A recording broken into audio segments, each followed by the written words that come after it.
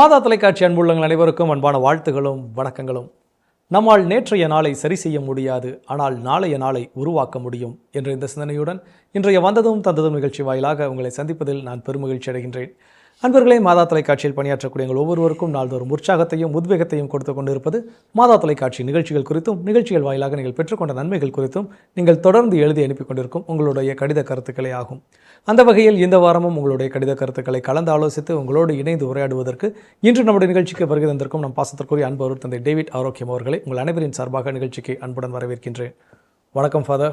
வணக்கம் ஜோஸ். எப்படி நல்லா இருக்கீங்க? நல்லா இருக்கிற ஃபாதர், நீங்கள் எப்படி இருக்கிறீங்க ஃபாதர்? நல்லா இருக்கேன் ஜோஸ். சிறப்பு ஃபாதர். நம்முடைய புதிய ஆண்டை தொடங்கியதுக்குள்ளே 2 வாரத்தை நம்ம நிறைவு செஞ்சிட்டோம். ஓடி போயிடுச்சு. 2வது வாரத்தில் இருக்கிறோம். உங்களுடைய பணிகள்லாம் எப்படி போயிட்டுருக்கு ஃபாதர்? நல்லா போயிட்டுருக்கு. யூஷுவல், ஒன்றும் பிரச்சனை இல்லை. கடவுள் கிருபையில் நல்லா போயிட்டுருக்கு. கண்டிப்பாக ஃபாதர். இந்த வாரத்தில் மிகப்பெரிய விழாக்கள், தமிழருடைய திருவிழாக்கள்லாம் நம்ம கொண்டாட காத்திருக்கிறோம். நம்முடைய மாதா தொலைக்காட்சி கூட தமிழர் திருநாள் சிறப்பு நிகழ்ச்சிகள் நிறையா ஒளிபரப்பப்படுவதற்கு காத்திருக்கிறது, அன்பர்களுக்கெல்லாம் தெரியும். ஸோ உங்களுக்கு இந்த பொங்கல் எப்படி ஃபாதர், நீங்கள் எப்படி பார்க்குறீங்க? எப்படி பார்க்கலாம்? என்ன, நம்மளுக்கு வழக்கமாக நம்மளுக்கு ஒரு வருஷமும் வந்துடுது. ஆனால் இதில் சிறப்பாக நம்ம ஒரு விஷயத்தை வலியுறுத்தி இன்றைக்கி வரக்கூடிய தலைமுறைகிட்ட என்ன சொல்லணும்னா, ஒன்று இது ஒரு தமிழ் கலாச்சாரம் அப்படின்னு நம்ம ஒன்று சொல்கிறோம். அதை நம்ம பிள்ளைகளுக்கு அட்லீஸ்ட் இந்த நாட்கள்லையாவது மொழியின் மீது பற்று, தமிழ் மொழியின் மீது, தமிழ் மொழியை நம்ம படிக்கணும், கற்றுக்கொள்ளணும், அதை தெரிந்து கொள்ளணும் அப்படின்ற ஒரு தாகம். தமிழர் திருவிழா என்று கொண்டாடினால் மட்டும் பத்தாது. தமிழர் திருவிழான்னு கொண்டாடிட்டோம், பாரம்பரிய நிகழ்ச்சிகளெல்லாம் கலைகளெல்லாம் பண்ணிட்டோம், அதற்காக போராடணும், எல்லாம் கொண்டு வந்துட்டோம். அதில் ஓகே, அது நல்ல விஷயந்தான், அது தப்புன்னு நான் சொல்ல. அதை விட கடந்து நமக்கென்று ஒரு அடையாளம். என்ன அடையாளம்? நமது மொழி தான் நம்ம அடையாளம் இல்லையா? தமிழ் அப்படின்றதுலே தமிழினம், தமிழ் எது அந்த தமிழ் அப்படின்ற அந்த ஒரு மொழி தான் நம்ம. நாளைக்கு தமிழ்ன்ற மொழியே இல்லாமல் போனால் அது எப்படி நம்ம எந்த அடையாளத்தை நம்ம அடையாளம் நம்ம இழந்துருவோம். ஒன்றுமே இல்லை. நாங்களாம் தமிழ்காரங்களாம், ஆனால் தமிழ் தெரியாதுன்னு சொல்கிறதுல என்ன பெருமை. ஒரு சில ஸ்டேட்ஸில் இருக்கிறாங்க, நாங்களாம் தமிழ் தான் அந்த காலத்தில் வந்தோம், தமிழ் தெரியாது அப்படின்னு சொல்கிறாங்க. ஆனால் இன்றைக்கு தமிழை கற்றுக்கொள்வதற்கு ரொம்ப கஷ்டமானால் அவ்வளோ கஷ்டம் ஒன்றும் இல்லை. ஒரு காலத்தில் அதற்கென்று ஒரு ஆசிரியர்களை கண்டுபிடிக்கணும். அதெல்லாம் இன்றைக்கி சமூக வலைத்தளங்களில் அதற்கான வசதிகள் ஏகப்பட்ட வசதிகள். கண்டிப்பாக இன்றைக்கு யூடியூப்பில் கண்ட குப்பையும் சமூக வலைத்தளங்களில் கண்டையும் போட்டு தேடிட்டு இருக்கிறதுக்கு இந்த இதை தமிழை நான் கற்றுக்கொள்ள, தமிழ் கற்க வேண்டும் அப்படின்னு போட்டாலே கோடிக்கணக்கில் உள்ளே விழுவுது. கண்டிப்பாக. அப்போது இது வழிவகைகள் ஒன்றும் கடினம்லாம் ஒன்றும் கிடையாது. எந்த நாட்டில், எந்த மூலையில், எந்த இடத்துல இருந்தாலும் இன்றைக்கு என் தாய்மொழியை கற்றுக்கொள்வதற்கு நிறைய வசதிகள் அரசாங்கமும் நிறையா செஞ்சுருக்கு. அதற்கான வலைதளங்கள் நிறையா இருக்குது, சமூக ஊடகங்கள் நிறையா இருக்குது. ரொம்ப எளிது இன்றைக்கு கண்டிப்பாக ஒரு மொழியை கற்றுக்கொள்ள. எந்த மொழியாக இருந்தாலும், எந்த ஐரோப்பிய நாட்டு மொழிகளாக இருந்தாலும், எந்த மொழியும் இன்றைக்கு கற்றுக்கொள்வது என்பது நம்ம கடினமான விஷயம் ஒன்றும் கிடையாது. அதற்கான ஒரு ஆசிரியர்களை தேடி ஆளுநரும் தேவையில்லை. எல்லாம் கையில் இருக்கிற அலைபேசியில் எல்லாமே இருக்கிறது. அப்போது அதற்கான முயற்சியும் அதற்கான ஒரு வேட்கையும் இதுதான் தேவையாக, வேறு ஒன்றும் கிடையாது. அதனால் தமிழர் திருவிழா கொண்டாடுறோம், சிறப்பு, கொண்டாடணும். உழவர்களை போற்றி புகழணும். இன்றைக்கு உழவு செத்து போய் கொண்டே இருக்கிறது. உழவு நிலங்கள் எல்லாம் கட்டடங்களாக மாறிக்கொண்டிருக்கிறது. இதுதான் இன்றைய காலகட்டம். அப்போ இந்த காலகட்டத்தில் நாளைக்கு உழவே இல்லாமல் போச்சுன்னா எப்படி சோறு திம்போம்? எல்லாமே ஐடி, எல்லாமே நிலம், எல்லாமே ரியல் எஸ்டேட்டு, எல்லாமே இருந்தால் சோறு எங்கேருந்து வரும்? கண்டிப்பாக இல்லைங்களா?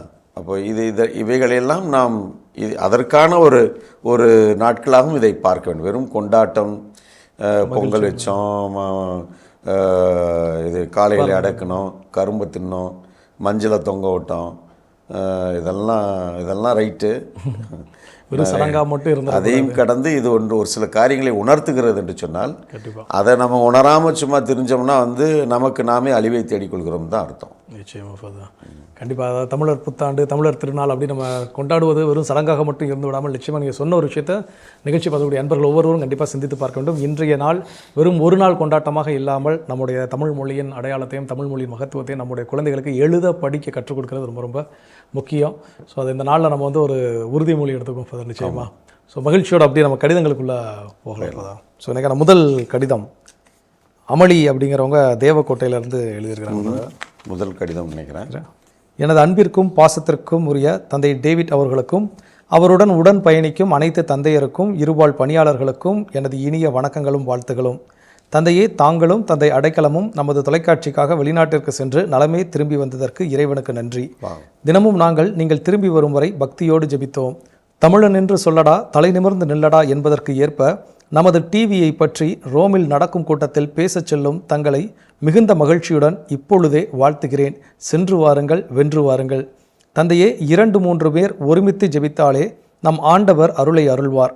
உங்களது இனிய இதயங்கள் லட்சம் பேர் மாதா டிவி தந்தையருக்காக தினமும் ஜெபிக்கிறோம். எனவே அருளுக்கு மேல் அருள் உங்களை அனைவர் மேலும் ஆண்டவர் பொழிவார். சில சமயம் செலவினங்கள் பற்றியும் பிறர் அவதூறு பேசும்போது தாங்கள் மனம் கலங்கி பேசும்போது நானும் மனம் கலங்கி விடுவேன். அன்று மேலும் அதிகமாக உங்களுக்காக ஜெபிப்பேன். நிகழ்ச்சிகள் எல்லாமே சிறப்பாக உள்ளது. என் வாழ்வில் மரியா ஒவ்வொருவரும் சொல்லும்போது நானும் என் வாழ்வில் அன்னை புரிந்த அதிசயங்களை நினைத்தேன். அந்தோணியார், புனித மரியவியானி அவர்களை பற்றி கூறும்போது ஜெபமாலை புனிதர்கள், தெரியாத புனிதர்களை அறிந்து கொண்டேன். ஜெபிப்பது 100 முறைகள், எப்படியெல்லாம் யாருக்கெல்லாம் ஜெபிக்க வேண்டும் என்பதை அறிந்து வருகிறேன். நவம்பர் மாதம் தந்தையே, என்னை போல் விண்ணக பிறப்பிற்காக காத்து கொண்டிருப்போருக்கு ஒரு நல்ல வழிகாட்டி. சில நிகழ்ச்சிகள் மறு ஒளிபரப்பாக இருந்தாலும் சிறப்பாகவே இருந்தது. நன்றி தந்தையே. 2ஆம் வத்திக்கான் சங்க ஏடுகளை பற்றிய கலந்துரையாடல் மிகுந்த பயனுள்ளதாக இருந்தது. சிங்கப்பெண் சகோதரி செசிலி உரைத்தது இன்னும் காதில் ஒலிக்கிறது. இறுதியாக தந்தையே, எடுத்து வாசி, சொல்லாமல் இருக்க முடியாது. நானும் பருவம் 2 முதல் கேட்டு வருகிறேன். கிமு கிபி என்று வரலாற்றை உள்ளது போல் எடுத்து வாசியில் தந்தை உவால்ட்டுக்கு மின் உவால்ட்டுக்கு பின் என்று பிரிக்கலாம். அதுவரை அமைதியாக கருத்து மட்டுமே கேட்டு வந்தோம். தற்போது துள்ளல், கேலி, நையாண்டி, நன்றி என பல வாழ்க்கை பாடத்தையும் சுவாசித்து வருகிறேன். தந்தை ஸ்டான்லி அழகானவர், அவர் மனதும் அழகு. எனவேதான் அவர் பேச ஆரம்பித்ததும் அவர் கூறும் எத்தனை தடவை இது அழகானது என்று நேர்மறை பேச்சால் எங்களையும் அழகாக்குகிறார். சில சமயம் நன்றியை பற்றி கூறும்போது அவர் குடும்பத்தில் பாசம் பற்றி கூறும் இளம் கணவர்கள் கேட்டு நடந்தாலே குடும்பம் சிறப்பாக அமையும். எனக்கும் சில சமயம் ஒப்புரவு உற்சாதனத்திற்கு தயாரிப்பது போல் உள்ளது. நன்றி. ஒரு தாய் தன் குழந்தைக்கு உணவூட்ட தயாரிக்கும் போது வாயை சப்பு கொட்டும் குழந்தை போல ஃபாதர் பிரகாஷ் மகிழ்ச்சியாக உள்ளது. தந்தையே, அனைவருக்கும் எனது கிறிஸ்துமஸ் புத்தாண்டு நல்வாழ்த்துக்களை தெரிவித்துக் கொள்கின்றேன். பை அமளி, தேவக்கோட்டை.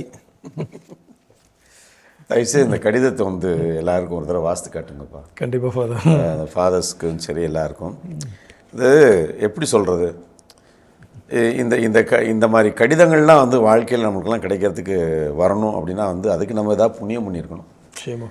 எவ்வளவு பாசம், எவ்வளவு கரிசனை, இவ்வளோ லட்சக்கணக்கான இதயங்கள் ஜெபிக்கிறாங்க. நீங்கள் நல்லா செய்யுங்க. இதெல்லாம் எவ்வளோ உற்சாகம். இந்த மாதிரி கடிதங்கள் வாழ்க்கையில் நமக்கு கிடைக்கணும்னா இதெல்லாம் கடவுளுடைய வரம் தான் நான் சொல்லுவேன். கண்டிப்பாக. ஏன்னா அவங்க அந்த வார்த்தைகளை வாசிக்க நம்ம கேட்க நமக்குள்ளே என்னமோ பண்ணுது. அதுதான் உண்மை. அதனால் சகோதரி லீமா, நீங்கள் சகோதரி அமளி உண்மையிலே, ஏன்னா இந்த கடிதங்கள் தான் எங்களுக்கு உற்சாகம். நாங்கள் பல தடவை சொன்னாலும் அது எத்தனை கோடி % உண்மை அப்படின்றதுக்கு அளவே கிடையாது. வார்த்தைகள் விவரிக்க முடியாது. ஒவ்வொரு நீங்கள் ஒவ்வொரு அந்த எழுதுகின்ற பொழுது ஒரு சின்ன ஓமானங்களை சொல்லி, ஒரு குழந்தையை ஓமானமாக சொல்லி, ஒரு மகிழ்ச்சியை, ஒவ்வொரு காரியத்திற்கும் அந்தளவுக்கு. ஏன்னா இப்படிலாம் எழுதணும்னா உண்மையிலே நம்முடைய மனதில், என்னுடைய ஆன்மாவில் இவைகளை எல்லாம் நான் உணராவிடில் அதை எழுத முடியாது. கண்டிப்பாக அது சத்தியமாக எழுதவே வாய்ப்பே இல்லை. சும்மா 2 வார்த்தை எழுதணும், நல்லா எழுதுறேன், நல்லா செய்றீங்க ஃபாதர், ரொம்ப அருமையாக இருக்குது, நல்லா வாழ்த்துக்கள் அப்படின்னு எழுதுறதுக்கும் அதை ஒவ்வொன்றாக ஆழமாக கவனித்து ஊன்றி உள்வாங்கி தன்மயமாக்கி அதை அந்த உணர்விலிருந்து வெளிப்படுகின்ற வார்த்தைகளை எழுதுவது என்பது அதுதான் உள்ளார்ந்த அன்பு. இந்த மாதா தொலைக்காட்சி, அதனுடைய நிகழ்ச்சிகள், அதனை வழிநடத்துகின்ற தந்தையர்கள், பணியாளர்கள் மீது வைத்திருக்கின்ற அளவிட முடியாத அன்பு. அதனால் உங்களுக்கு என் மனமார்ந்த நன்றி சொல்லி நான் குறைக்க விரும்பலை. எங்கள் ஜெபங்கள் எப்பொழுதுமே, நீங்கள் எங்களுக்காக ஜெபிக்கிறீங்க, நாங்கள் உங்களுக்காக ஜெபிக்கிறோம். இங்கே நடைபெறுகின்ற ஒவ்வொரு காரியமும் ஜெபத்தில் தான் கட்டி எழுப்பப்படுகிறது. ஜெபம் ஒன்றுதான் இந்த மாதா தொலைக்காட்சியினுடைய ஆணிவேராகவும் அஸ்திவாரமாகவும் எல்லாமாக இருக்கிறது. அதனால் ரொம்ப சந்தோஷம். தயவுசெய்து நீங்கள் சென்னை பக்கம் வந்தீங்கன்னா வாங்க, உங்களை சந்திக்கிறதுக்கு நான் சந்தோஷப்படுவேன். அதனால் தேவகோட்டையிலிருந்து வந்திருக்கின்ற இந்த கடிதம் என் மனதிற்கு மாதா தொலைக்காட்சியுடைய குடும்பத்திற்கு ஒரு பெரிய உற்சாகமாக, உத்வேகமாக, இதில் எங்களுக்கு மட்டும் இல்லை, எங்களோடு இணைந்து பணி பயணிக்கின்ற அத்தனை தந்தையர்களுக்கும் நிகழ்ச்சியில் வரவங்க ஒவ்வொருவருக்குமாக நீங்கள், ஏன்னா ஒவ்வொருத்தரையும் நீங்கள் குறிப்பிட்டு எழுதியிருந்தீங்க. அதனால் கடவுளின் ஆசிரியர் நாளும் உங்களோடு எங்களுக்காக மன்றாடுங்கள், நானும் உங்களுக்காக மன்றாடும். God bless you. சிறப்பு ஃபாதர். சுவாமலி அம்மாவுடைய உணர்வுபூர்வமான கடிதத்தை தொடர்ந்து அடுத்ததாக இங்கே சென்னை முகப்பேரில் இருந்து தாமஸ் ஹென்றி அப்படிங்கிறவர் எழுதியிருக்கிறாரு. முகப்பேர். அன்பார்ந்த மாதா தொலைக்காட்சியினருக்கு வணக்கம் பல உரித்தாகுக. அனைவருக்கும் நம் மீட்பராகிய இரட்சகர் இயேசு பாலன் உலகில் பிறந்த நல்வாழ்த்துக்களை தெரிவித்துக் கொள்கின்றேன். புத்துளிர் பூத்து பிறக்கும் 2025 ஆண்டின் புத்துயிர் கொணரும் புத்தாண்டின் வாழ்த்துக்களை மாதா தொலைக்காட்சியினர் அனைவருக்கும் தெரிவித்துக் கொள்கின்றேன். நன்றி, வணக்கம். தங்களின் அன்புள்ள தாமஸ் ஹென்றி அப்படின்னு சொல்லி கிறிஸ்மஸ் புத்தாண்டு வாழ்த்து கைப்பட எழுதி அனுப்பியிருக்கிறார். ரொம்ப சிறப்பு தாமஸ் ஐயா அவர்களுக்கு நன்றி. நீங்கள் முகப்பேர்லேருந்து நீங்கள் சென்னை பக்கம்தான், இருந்தாலும் நீங்கள் ஒரு வார்த்தை மொபைல், ஏன்னா இன்றைக்கி எப்படி ஒரு 2000-3000 மெசேஜ் எனக்கு வந்தது. நான் 2 நாள் உட்காந்து ஒரு 10 மணி நேரத்துக்கு மேலே செலவு பண்ணி அவங்களுக்கு அவ்வளோ பேர்த்துக்கும் ஒரு பதில் போட்டேன். ஆனால் நீங்கள் அப்படி பண்ணாமல், அவங்கள நான் குறை சொல்ல மாட்டேன், அவங்களுக்கு முடிஞ்சதை சொல்லுவேன். ஆனால் நீங்கள் ஒரு அக்கறை எடுத்து 2 வரி நம்ம எழுதி போடுவோம்ப்பா, ஃபாதர்ஸை நம்ம பாராட்டுவோம், அவங்களுக்கு ஒரு வாழ்த்து சொல்லுவோம் அப்படின்னு நீங்கள் எழுதிருக்கீங்க பார்த்தீங்களா. இது ரொம்ப பெரிய பெரிய விஷயம். அதனால் உங்களுக்கு நன்றி. உங்களுக்காக நாங்கள் ஜெபிக்கிறோம். நீங்களும் எங்களுக்காக மன்றாடுங்க. கடவுளின் ஆசிரியர் நாளும் உங்களோடு. சிறப்பு ஃபாதர். தாமஸ் ஐயாவுடைய வாழ்த்துக்களை தொடர்ந்து அடுத்ததாக ஃபிலோமினா பென்னி அப்படிங்கிறவங்க சென்னையில் இருந்து தான் எழுதியிருக்கிறாங்க. இவங்களும் வெரி ஃபஸ்ட் டைம் எழுதியிருக்காங்கன்னு நினைக்கிறேன். புது பேராக இருக்குது. ஃபிலோமினா பென்னி. ஆண்டவர் தந்த அன்பு தந்தை, மாதா டிவியின் இயக்குனர், பாசத்திற்கும் எளிமைக்கும் உரிய ஏற்றமிகு ரெவரண்ட் ஃபாதர் டேவிட் ஆரோக்கியம் அவர்களுக்கு உங்கள் அன்பை ஆசிரை பெற்று மகிழும் குடும்பங்களில் நானும் ஒருத்தி. ஃபாதர், மாதாதான் என்னை எவ்வளவோ போராட்டங்களை கடந்து கொரோனா சாவிலிருந்தும் என்னை காத்து உங்கள் மூலம் மாதா மற்றும் மற்ற தந்தையர் உங்களுடன் உள்ள அனைவரின் உள்ளங்களின் சேவை மூலம் எங்களை மகிழ்வித்து கொண்டும் வாழ வைத்து கொண்டு இருக்கும் உங்கள் அனைவருக்கும் எங்களின் இனிய கிறிஸ்மஸ் புத்தாண்டு நல்வாழ்த்துக்களை தாழ்மையுடன் கூறுகிறேன். மேலும் மாதா தந்த உங்கள் அன்பு சேவைக்கும் நீங்கள் எங்களுக்கு அனுப்பிய இனிய கிறிஸ்மஸ் புத்தாண்டு வாழ்த்துகளுக்கும் கோடான கோடி நன்றி ஃபாதர். வந்ததும் தந்ததும் நிகழ்ச்சியில் கடிதம் மூலம் மக்கள் தங்கள் உள்ளத்தை வெளிப்படையாக எழுதியதும் நீங்கள் அன்பு பதிலும் இறை ஆசிரும் வழங்கி மகிழ்விப்பீர்கள். மாதா டிவி நிகழ்ச்சிகள் அனைத்தும் மனதிற்கு மகிழ்ச்சியும் மன அமைதியும் தருகிறது ஃபாதர். நான் ஒரு தடவை கூட மாதா டிவியின் சேவை குறித்து கடிதம் எழுதியது இல்லை ஃபாதர். அதற்காக என்னை மன்னிக்க வேண்டுகிறேன் ஃபாதர். உங்கள் எல்லோருக்காகவும் தினமும் இறைவனிடமும் மாதாவிடமும் வேண்டுகிறேன். அன்புடன் ஃபிலோமினா பென்னி அப்படிங்கிறவங்க. அதோட ஃபாதர், இந்த ஆண்டு நம் எல்லோருக்கும் நல்ல சந்தோஷமும் சமாதானம் தரவும் என் பேரன் ஜெய சகாயன் நேவிஸ் உடல் உள்ள நலம் பெற்று ஆண்டவர் பிள்ளையாய் வாழ ஜெபிக்க தாழ்மையுடன் வேண்டுகிறேன். நன்றி ஃபாதர் அப்படின்னு ஒரு சின்ன நோட். ரொம்ப சந்தோஷமா கடிதம். நீங்கள் என்னென்னா நிறைய பேர் இது நாங்கள் போகும்போதெல்லாம் சொல்லுவாங்க, நேரடியாக பார்க்கணும், அவங்களுக்குலாம் ரொம்ப ஆசை 2 வார்த்தை எழுதணும், அவ்வளோ நல்லா இருக்கும், மற்றவங்க எழுதுகிற கடிதத்தெல்லாம் கேட்கல, நம்மளும் 2 வரி எழுதக்கூடாதான்னு எல்லோரும் சொல்லுவாங்க. அதை நீங்கள் அதை சொல்கிறதோட சரி நம்ம எழுதிடுவோமே அப்படின்னு நீங்கள் உட்காந்து எழுதிட்டீங்க பார்த்தீங்களா, அதுதான் இதில் ஒரு சிறப்பு. ஏன்னா நம்மளுக்கு இப்போ வாழ்க்கையில் பல காரியங்களை நம்ம இதை செய்யணும், அதை செய்யணும், இது இப்படி இருக்கணும், அப்படி இருக்கணும்னு சொல்லிட்டு நம்ம ஆசைப்படுவோம், யோசிப்போம், சிந்திப்போம். ஆனால் அமர்ந்து செயல்படுத்துவது தான் அதனுடைய அந்த செயல்பாடு அப்படின்னு இறங்கும் போது தான் சற்று கடினமாக இருக்கும், கொஞ்சம் சவாலாக இருக்கும், நேரமின்மை இருக்கும். எழுதலாம்னு உட்காரும் போது இன்னொரு வேலை வரும், இன்னொரு அவசரம் எங்கேயாவது ஓட வேண்டியிருக்கும், யாராவது கூப்பிடுவாங்க, ஒரு ஃபோன் வரும். அன்றைக்கி தான் 2 சொந்தக்காரங்க வீட்டில் வந்திருப்பாங்க, சமைக்க வேண்டியதாக இருக்கும். இது இதுதான் இயல்பு, இது இயற்கை. அதையெல்லாம் கடந்து செயல்படுத்துவது தான் ஒருத்தர் மீது நான் வைத்திருக்கிற அன்பை வெளிப்படையாக காட்டுவது. வெளிப்படையாக, அன்பு இல்லைன்னு நான் சொல்ல வரல, வெளிப்படையாக. ஆண்டவர் இயேசு யோவான் நற்செய்தி 13:35 நீங்கள் வாசிங்கன்னா, நீங்கள் ஒருவர் மற்றவர் மீது கொண்டிருக்கின்ற அன்பின் வழியாக நீங்கள் என் சீடர்கள் என்பதை மற்றவர்கள் அறிந்து கொள்ள வேண்டும் சொல்லி. எப்படி? ஒருவர் மற்றவர் மீது வைத்திருக்கின்ற அன்பின் வழியாக. அதுதான் அந்த அன்பு என்பது. என்னது?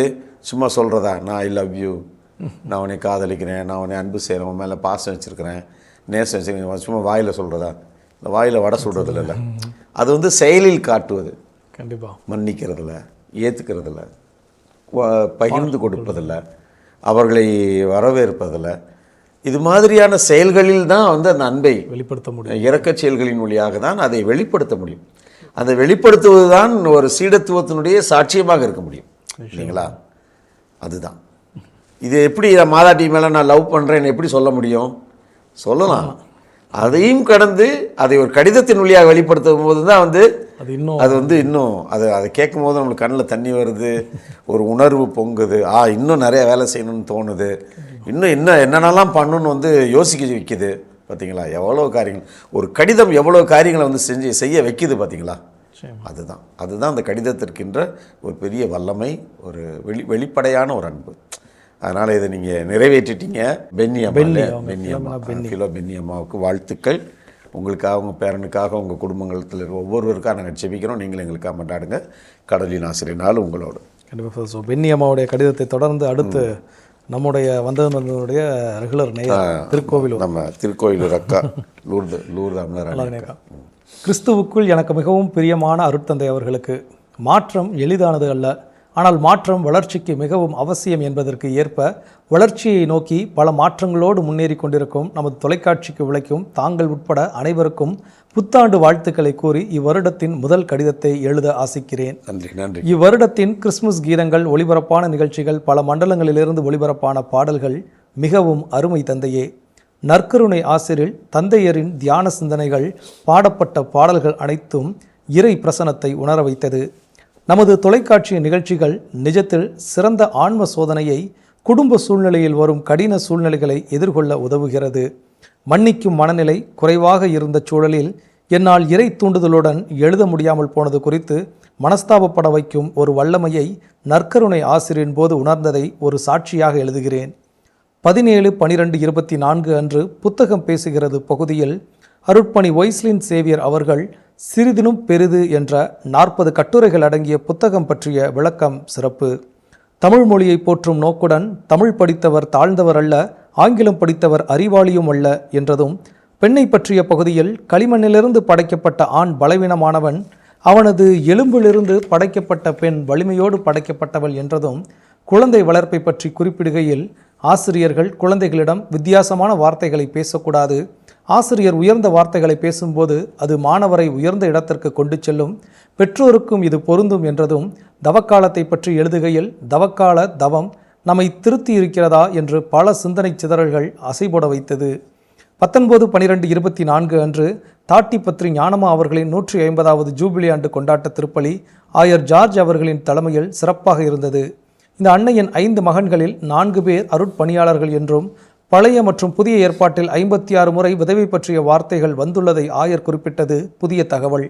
38 இடங்களில் 600 அருட்சகோதரிகளை கொண்ட இவர் ஏற்படுத்திய அமைப்பு, அவர்களது பணிகள், இவ்வன்னை புனிதராக நாம் ஜெபிப்பது அவசியம், கொண்டாட்ட முக்கியமல்ல என்றதும் நினைவில் நிற்கிறது. 21/12/24 அன்று கதைகள் 1000 பகுதியில் அருட்பணி சேவியர் அந்தோணி அவர்கள் குறிப்பிட்ட, கற்றுக் கொடுப்பவரெல்லாம் ஆசிரியர் அல்ல, யாரிடமிருந்து கற்றுக்கொள்கிறோமோ அவர்களே ஆசிரியர் என்றதும் மிகச் சிறப்பான மேற்கோள், அருமை. வத்திக்கான் டாப் 10 நமது நிகழ்ச்சிகளில் சிறப்பான ஒன்று. 22/12/24 அன்று நீண்ட நாள் திருத்தந்தையாக பணியாற்றியதில் தற்போதைய திருத்தந்தை பிரான்சிஸ் அவர்கள் 3வது ஆனவர். போப் 13ஆம் லியோ 93 வயதும் ஆகத்தான் 103 வயதும் வாழ்ந்தது பற்றிய தகவல் குறிப்பிடத்தக்கது. அடுத்த பதிவில் சென்ற வாரம் பற்றி பகிர ஆசித்து ஜபத்துடன் அல்லூர் தமலராணி, திருக்கோவிலூர். ரொம்ப சிறப்புக்கா. உங்கள் கடிதம்னாலே அதில் வந்து ஏகப்பட்ட விஷயங்கள் இருக்கும். நீங்கள் வாரம் வாரம் நீங்கள் எழுதினாலும் சரி, இடையில கேப் விட்டுறாலும் சரி, ஆனால் நீங்கள் எழுதுகின்ற பொழுது அதில் இருக்கின்ற காரியங்கள், அதில் இருக்கின்ற அந்த ஆழமான கருத்துக்கள் எப்படி நீங்கள் உட்காந்து இதெல்லாம் யோசிக்கிறீங்கன்னு தான் வந்து எனக்கும் புரியல. ஆனால் நீங்கள் யோசித்து எழுதிடுறீங்க. உங்களுடைய உள்ள கிடக்கையும் அதில் வெளிப்படுது. நீங்கள் நிகழ்ச்சியின் வழியாக புரிந்து கொண்ட, கற்றுக்கொண்ட, அனுபவித்த அனுபவங்களும் உணர்வுகளும் வெளிப்படுது. உங்களுடைய ஆழ்ந்த ஆன்மீக தாகத்தையும் வெளிப்படுத்துது. அதனால் ரொம்ப மகிழ்ச்சியாக இருக்குது, நிறைவாக இருக்குது. இப்படிப்பட்ட ஒரு நல்ல உறவை மாதா தொலைக்காட்சி பெற்றுக்கொண்டதை நினைத்து மாதா தொலைக்காட்சியும் சந்தோஷப்படுகிறது. அதனால் உங்களுக்கு தொடர்ந்து எங்களது ஜெபங்கள். கடவுளின் ஆசிரியனாலும் உங்களோட. ஸோ ஸோ சிறப்பு ஃபாதர். இன்றைக்குள்ள எல்லா கடிதங்களுமே கிட்டத்தட்ட நம்ம தொடக்கத்தில் பொங்கல் திருவிழா பற்றி யதார்த்தமாக நம்ம பேச ஆரம்பித்தோம். அப்போ அந்த தமிழ் மொழியோட முக்கியத்துவம் என்ன அப்படின்னு நீங்கள் சொன்னீங்க.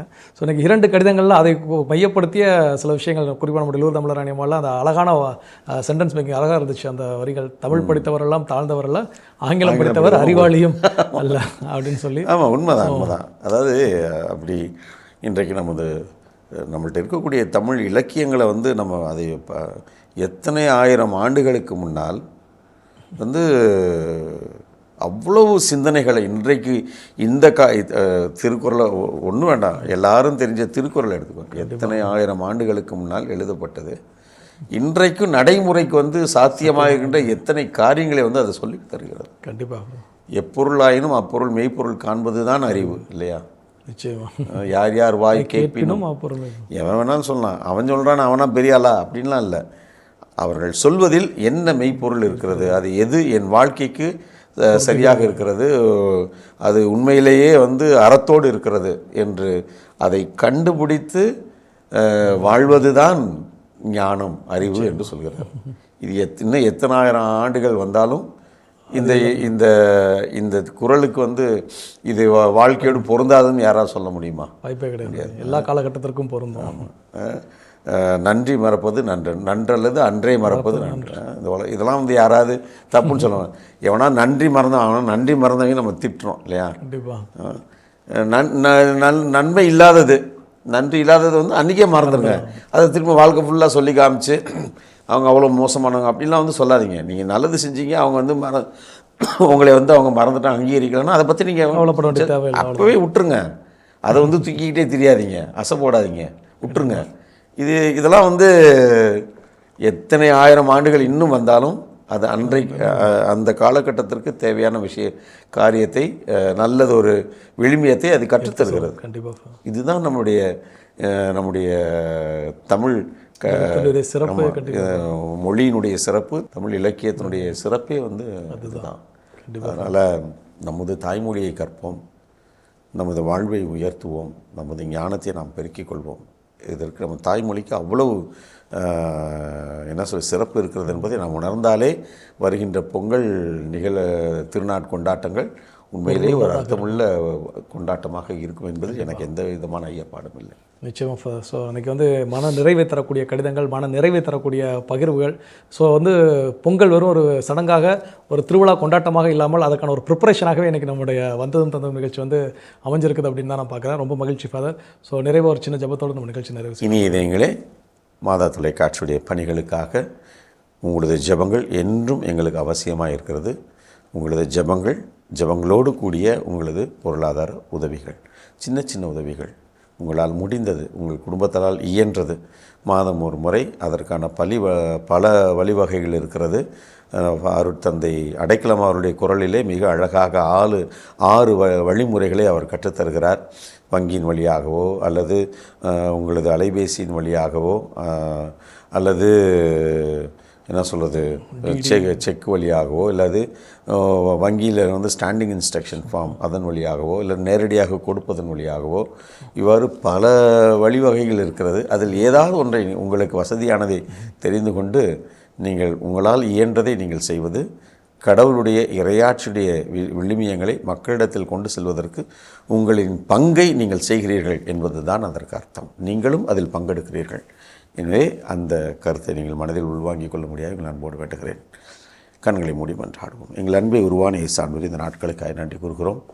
நீர் எங்களுக்கு கொடுத்த இந்த அற்புதமான கொடையாகிய தமிழ் இனத்திற்காக, தமிழ் மொழிக்காக, இந்த கலாச்சாரத்திற்காக, எங்களது பாசத்துக்குரிய விவசாயிகளுக்காக, விவசாயத்திற்காக நாங்கள் நன்றி கூறுகிறோம். ஆண்டவரே, இந்த நாட்களிலே எங்களது ஏழை எளிய விவசாயிகளை, இந்த விவசாயத்தை எமது கண்முன் நாங்கள் கொண்டு மன்றாடுகிறோம். இந்த விவசாயிகளுடைய வாழ்க்கை நிலை உயரவும், விவசாயம் சாகாமல் இன்னும் உயிரோடு இந்த மக்கள் மத்தியிலே அதனுடைய மேன்மை உணர்ந்து அதில் பங்கெடுக்கின்ற ஒவ்வொருவரையும் மதிப்போடும் மாண்போடும் அவர்களை பார்க்கின்ற நல்ல மனநிலையை எங்களுக்கு கொடுத்தருளும்.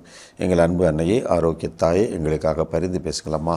என்றும் வாழும் உயிருள்ள இறைவன், தந்தை, மகன், தூய ஆவியார் நம் ஒவ்வொருவரையும் ஆசீர்வதிப்பாராக. ஆமென். ஸோ ரொம்ப மகிழ்ச்சி ஃபாதர். இனி இது எங்கள் ஒவ்வொருவரின் சார்பாக உங்களுக்கும் மனமார்ந்த நன்றி ஃபாதர். நன்றி ஜோஸ், நன்றி. அன்பர்களே, நான் தொடக்கத்தில் கூறியது போல இங்கு பணியாற்றக்கூடிய ஒவ்வொருவருக்கும் நாள்தோறும் உற்சாகத்தையும் உத்வேகத்தையும் கொடுத்துக் கொண்டிருப்பது மாதா தொலைக்காட்சி நிகழ்ச்சிகள் குறித்தும் நிகழ்ச்சிகள் வாயிலாக நீங்கள் பெற்றுக்கொண்ட நன்மைகள் குறித்தும் நீங்கள் தொடர்ந்து எழுதி அனுப்பி கொண்டிருக்கும் உங்களுடைய கடித கருத்துக்களே ஆகும். ஆகவே தொடர்ந்து உங்களுடைய கடித கருத்துக்களை எங்களுக்கு எழுதி அனுப்ப மறவாதீர்கள். நீங்கள் எழுதி அனுப்ப வேண்டிய மின்னஞ்சல் முகவரி info@madatv.in மற்றும் நீங்கள் எழுதி அனுப்ப வேண்டிய தபால் முகவரி வந்ததும் தந்ததும் மாதா தொலைக்காட்சி எண் 150 லஸ்கோவில் சாலை, மயிலாப்பூர், சென்னை 6,04,000. மாதா தொலைக்காட்சி அன்பர்களே, உங்களுடைய கடிதங்கள் தந்த மிகப்பெரிய மகிழ்ச்சியுடனும் உற்சாகத்துடனும் உங்களிடமிருந்து விடைபெறும் நாங்கள் மரியின் மைந்தன் தமிழ்ஜோ மற்றும் அன்பு தந்தை டேவிட் ஆரோக்கியம் அவர்கள். இயேசுவுக்கே புகழ், இயேசுவுக்கே நன்றி, மரியே வாழ்க. Thank you, Father. Thank you so much.